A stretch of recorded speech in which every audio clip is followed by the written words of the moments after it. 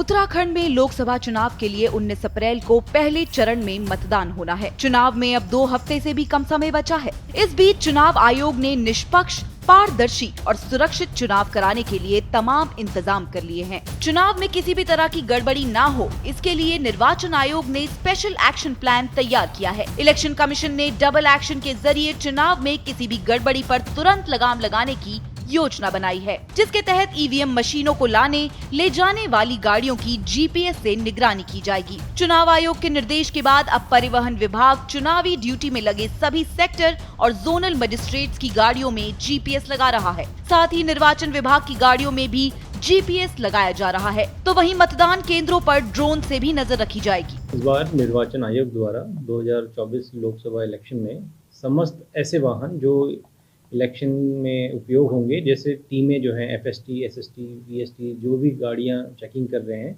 और sector magistrate और zonal magistrate, इन सभी गाड़ियों में जीपीएस लगाया जाएगा और हमारे यहाँ उसका कार्य चल रहा है।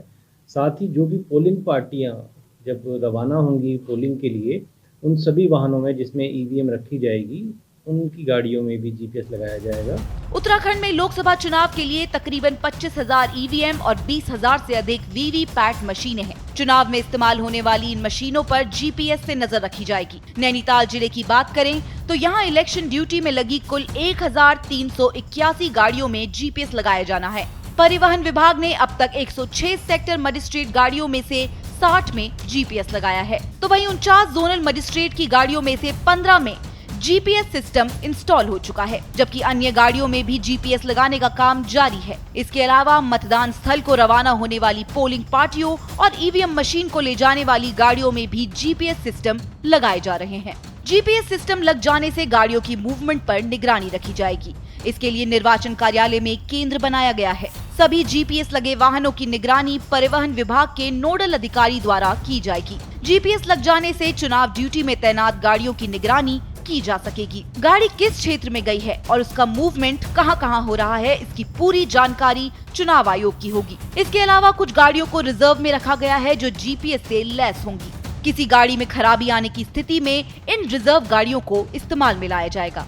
जीपीएस लगाने के बाद एक कंट्रोल रूम स्थापित किया गया है एमबी डिग्री कॉलेज में, जहाँ पर हमारे जो एआरटी प्रशासन है विपिन कुमार, ये इनको नोडल जीपीएस ट्रैकिंग बनाया गया है और इनका दायित्व ये होगा कि जिन गाड़ियों में जीपीएस लग गया है उन गाड़ियों में जीपीएस एक्टिव रहे। कोई भी अगर जीपीएस में दिक्कत आती है तो उस गाड़ी को तुरंत फोन करके ये बताएं कि आपकी गाड़ी में जीपीएस वर्क नहीं कर रहा है, इसको तत्काल ठीक करें। जहां सभी ईवीएम मशीनें जीपीएस के जरिए निगरानी में होंगी, तो वहीं दुर्गम मतदान केंद्रों की निगरानी ड्रोन से की जाएगी। उत्तराखंड के पर्वतीय क्षेत्रों में दुर्गम मतदान केंद्रों पर ड्रोन से निगरानी होगी। इसके लिए उत्तराखंड पुलिस ने सभी तैयारियां पूरी कर ली है। ये ऐसे मतदान केंद्र हैं जहां सीसीटीवी कैमरे लगाना मुश्किल है। इसके अलावा यहां मतदान केंद्रों पर सर्वेलेंस और फोटो वीडियोग्राफी करना भी संभव नहीं है। ऐसे चुनिंदा मतदान केंद्रों पर ड्रोन से नजर रखी जाएगी। सिर्फ मतदान केंद्र ही नहीं, बल्कि आसपास के पूरे इलाके में सड़कों पर, गलियों में और रिहायशी कॉलोनी में भी ड्रोन की पैनी नजर होगी। पुलिस ने इसके लिए एक अस्थायी कंट्रोल रूम भी बनाया है, जो सिर्फ ड्रोन से भेजी गई तस्वीरों की मॉनिटरिंग करेगा। अगर इन मतदान केंद्रों पर कोई संदिग्ध वस्तु, व्यक्ति या कुछ ऐसी सूचना पुलिस को मिलती है जिससे मतदान में बाधा हो, तो उसकी सूचना तत्काल पुलिस हेडक्वार्टर को भेजी जाएगी। फिर ये सूचना ड्यूटी पर तैनात पुलिस अधिकारी को भेजी जाएगी, जिसके तुरंत बाद बिना कोई समय गवाए कार्यवाही होगी। सुदूर पहाड़ी इलाकों में ड्रोन को खास तौर पर तैनात किया गया है, ताकि मतदान केंद्रों की एक एक पल की खबर आयोग को मिलती रहे और किसी तरह की कोई गड़बड़ी ना हो। चुनाव आयोग का प्रयास है कि लोकतंत्र से इस पर्व में मतदाता पूरी ईमानदारी के साथ मिलकर अपनी पसंद की सरकार चुने।